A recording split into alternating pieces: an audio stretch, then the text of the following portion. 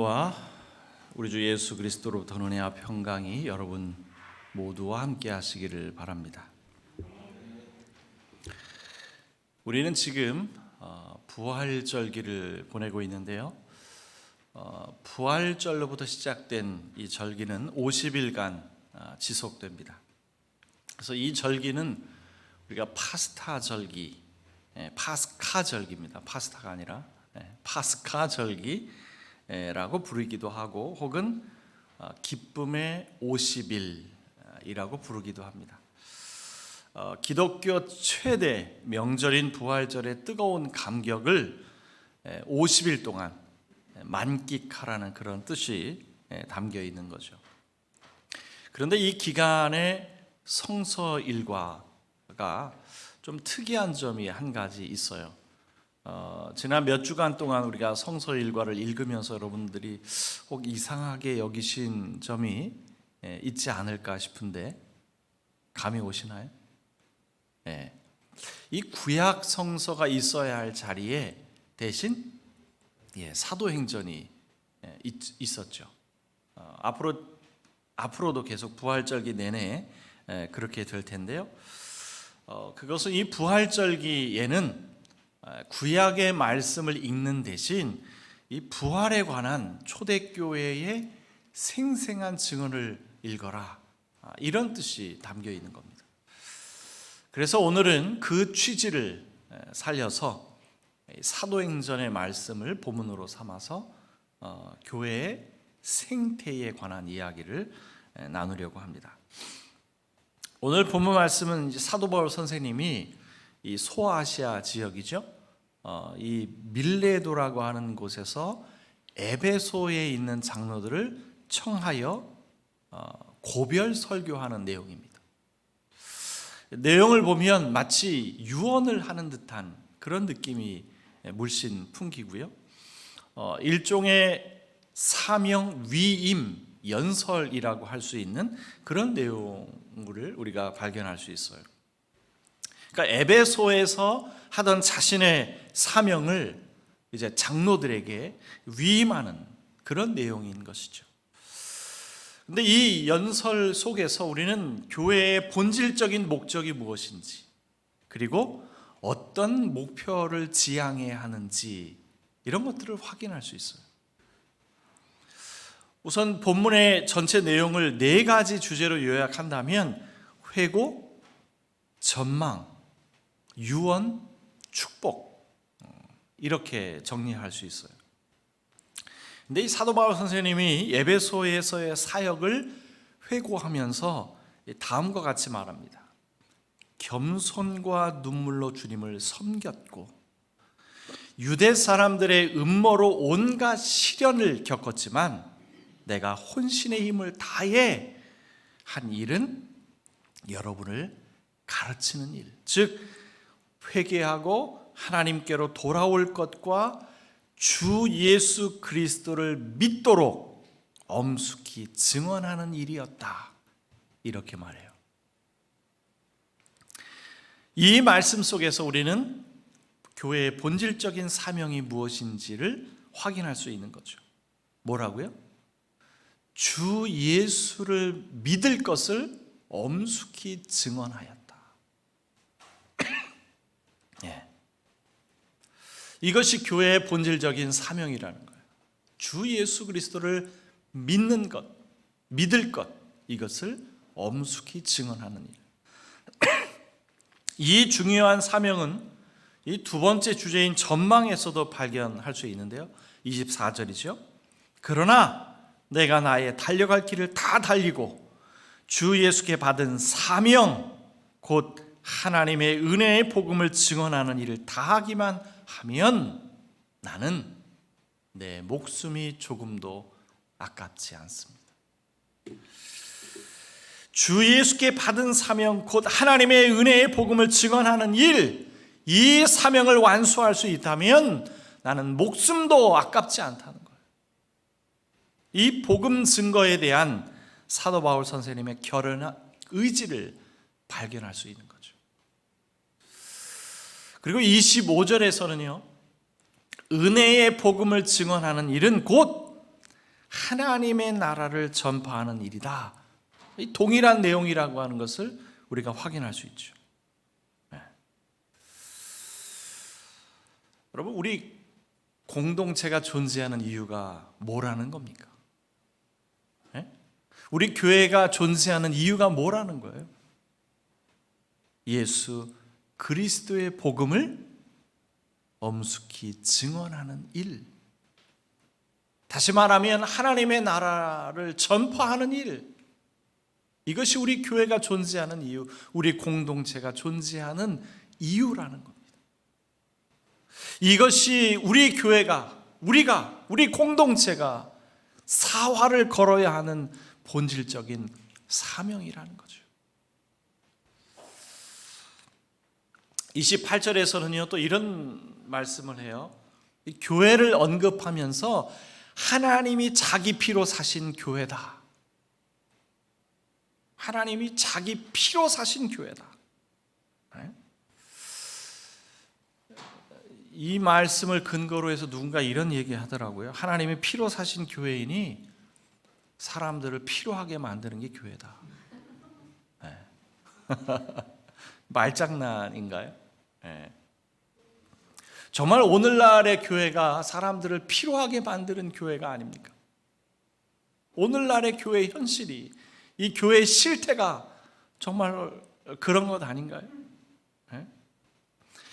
근데 이 말의 진의는 이 시대에 정말로 필요한 교회가 되라는 거죠. 필요한 교회가 아니라 필요한 교회가 되라는 거죠. 그 필요한 교회를 세우기 위해서 나의 피와 나의 살을 헌신해야 한다. 이런 이야기가 이 말씀의 진의지요. 하나님께서 피로 사신 교회라고 하는 언급은 교회가 얼마나 엄중한 곳인지 엄숙하게 선포하는 말씀입니다. 교회는 단순히 친교를 위한 사교 모임이 아니라는 거죠. 자신의 유익을 위해서 존재하는 것이 아니라는 말입니다. 우리가 목숨을 걸고 지켜야 하고 섬겨야 하는 곳이라는 것을 우리에게 말해주는 거죠. 무엇을 위해서? 주 예수 그리스도의 복음을 증언하기 위해서.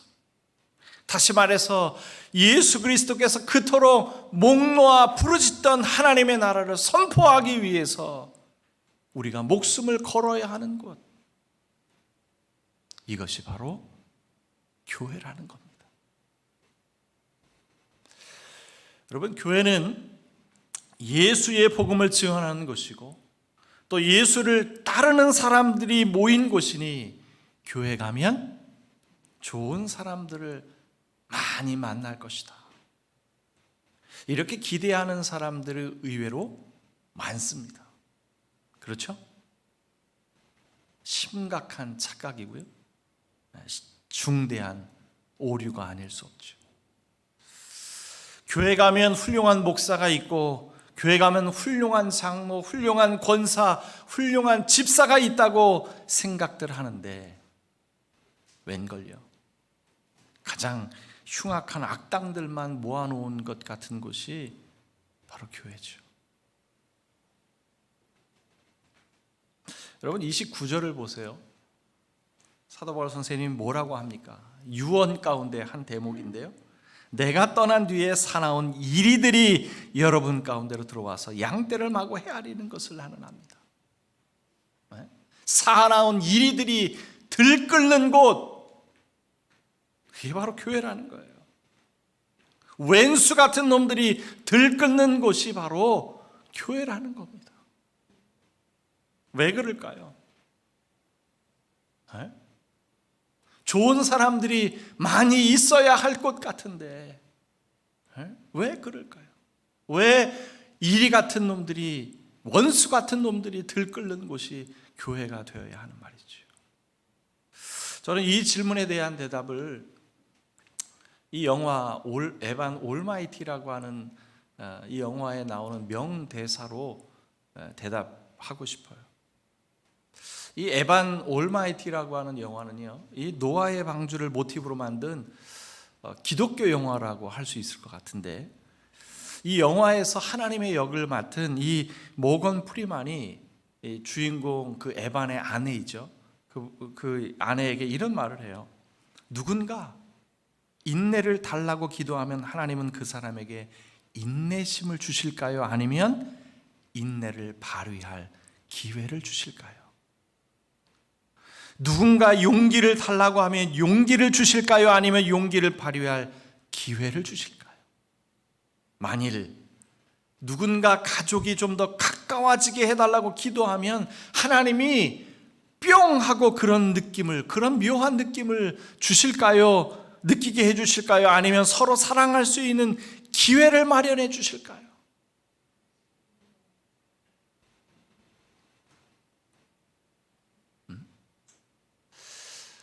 예수님은 원수를 사랑하라고 하셨죠. 그 원수를 사랑하는 마음을 하나님께서 어느 날 갑자기 뿅 하고 우리에게 주실까요? 아니면 그 원수를 사랑할 수 있는 기회를 주실까요? 그래서 이 교회에는 이 왼수 같은 놈들이 들끓는 것이 아닌가 싶어요. 네? 교회 가면 훌륭한 사람들을 만날 것이라고 하는 이 야무진 생각 일찌감치 버리는 것이 좋다는 겁니다. 네? 오히려 교회에 오면 각양각색의 환자들을 많이 만나게 되죠. 교회 밖에서 흔히 볼 수 없는 이상한 광경도 볼 수 있고요, 참기 어려운 일들도 경험할 수 있습니다. 이게 교회예요. 이게 교회입니다. 아무래도 하나님께서 훈련하라고 이런 사람들을 보내신 것이 아닌가 싶어요. 근데 오해는 마십시오. 교회 안에 있는 사람들이 모두 악당 같은 사람이라는 뜻은 아닙니다. 교회 안에서 이상한 사람을 만나더라도 당황하지 마시라는 뜻에서 드리는 말씀입니다. 그것이 자연스러운 일이니 이상히 여기지 말라는 거죠. 모자람이 있지만, 부족함이 있지만, 어그러진 말을 하기도 하지만, 엉뚱한 짓을 하기도 하지만, 함께 모여서 훈련받고 성장하고 성숙해져서 예수 그리스도의 복음을 전하는 일에 사활을 걸라고 우리를 이곳에 세우신 거죠. 그것이 바로 교회입니다. 마지막으로 오늘 본문 말씀 35절에서 우리가 주목해야 하는 말씀도 우리가 발견할 수 있는데요, 교회의 생태가 어때야 하는지를 우리에게 말해주고 있죠. 나는 모든 일에서 여러분에게 본을 보였습니다. 이렇게 힘써 일해서 약한 사람을 도와주는 것이 마땅합니다. 그리고 주 예수께서 친히 주는 것이 받는 것보다 더 복이 있다 하신 말씀을 반드시 명심해야 합니다. 힘써 일해서 약한 사람을 도와주는 것이 마땅하다 말씀합니다. 주는 것이 받는 것보다 더 복이 있다 말씀하신 예수님의 말씀을 명심하라는 거예요. 여러분, 교회는 주는 곳입니까? 받는 곳입니까? 주는 곳이에요? 주는 곳이에요? 받는 곳이에요? 제가 예전에 그 박사 논문을 쓰기 위해서 설문조사를 한 적이 있었어요. 이 교회 다니시는 분들을 대상으로 실시한 그 설문조사였는데, 질문 항목 중에 이런 것이 있어요. 여러분이 교회 다니는 이유가 무엇입니까? 교회를 다니시는 이유가 무엇입니까? 이 질문에 가장 많은 대답이 뭐였었느냐 하면 영혼의 안식을 얻기 위해서. 굉장히 솔직한 대답이죠. 그러니까 실제로 교회 안에 있는 분들에게 조사를 한 거예요. 근데 가장 많은 대답이 영혼의 안식을 얻기 위해서랍니다. 굉장히 솔직한 답변이죠. 그리고 맞아요. 교회는 받는 곳입니다. 받는 곳이에요. 하나님의 섬김을 받는 곳이죠. 하나님의 섬김을 받는 거예요. 지금 우리가 참여하고 있는 이 예배 속에서 하나님의 섬김을 받는 거잖아요. 제가 예배에 대한 용어를 설명하면서 여러분들에게 설명드렸죠. 하나님의 섬김, 그것을 받는 것이 바로 이 예배입니다. 그리고 교회가 존재하는 이유가 뭐라고 했어요? 예수 그리스도의 복음을 증언하는 일이라고 했죠. 복음이라고 하는 것은 하나님께서 우리를 위해서 하신 일이잖아요. 우리가 무엇인가를 하는 일이 아니라 하나님이 우리를 위해서 하신 일이 복음이라고요. 그러니 우리는 교회에서 1차적으로 받는 일을 합니다. 교회는 받는 곳이에요. 받는 곳입니다. 그런데 1차적으로 받는 것이 맞지만 동시에 주는 곳이기도 하죠. 주는 곳이기도 합니다. 특별히 약한 사람들을 도와주는 곳, 이게 교회여야 한다는 거죠. 우리가 35절의 말씀에서 읽었잖아요. 약한 사람을 도와주는 것이 마땅하다. 이 기독교의 미래학자인 하워드 스나이더가 쓴 참으로 해방된 교회라고 하는 책에 보면 이 교회의 생태를 3가지로 규정합니다. 오늘 말씀의 제목도 이 책에서 제가 따온 건데요. 그는 물리적 생태, 사회적 생태, 영적 생태. 이게 교회의 생태라는 거예요. 근데 여기서 사회적 생태라고 하는 것은 교회가 사회적 유기체라는 말입니다. 그리스도인들이 이웃에, 더 넓게는 인류 사회 전체에 미치는 영향력을 발휘하는 것, 이런 의미라는 거예요. 교회는요, 사회 속에 존재합니다. 사회와 동떨어진 별개의 유기체가 아니에요. 그러니 그 사회 속에서 사회적 행동이 절대적으로 중요할 수밖에 없습니다. 사회적 약자들을 보호하고 그들의 권익을 보장해 주어야 하는 역할이 바로 교회가 가진 중요한 사명이라는 거예요. 교회가 내적인 측면에서는 받는 곳이 맞지만, 하나님의 섬김을 받는 곳이 맞지만, 사회적 측면에서는 주는 곳이라고 하는 것을 간과해서는 안 됩니다. 그러면서 뭐라고 말씀해요? 받는 것보다 주는 것이 더 복되도다, 이렇게 말씀하죠. 이 말씀이 2000년이 지난 오늘날까지 굉장히 적실성이 있는 말씀으로 간주할 수밖에 없는 것이, 오늘날처럼 복음 전파가 어려운 시대에 약자들의 손을 잡아주지 않으면서 복음 증거하는 일이 가능합니까? 가능해요? 사회적 약자들의 신음에는 귀를 닫고 눈을 감으면서 교회 스스로만 배를 배불리려 한다면 온전한 복음 전파가 가당키나 하겠냐는 말이죠. 그러니 우리 교회의 생태를 이렇게 정리했으면 좋겠습니다. 우리 교회가 존재하는 궁극적인 목적은 뭐다?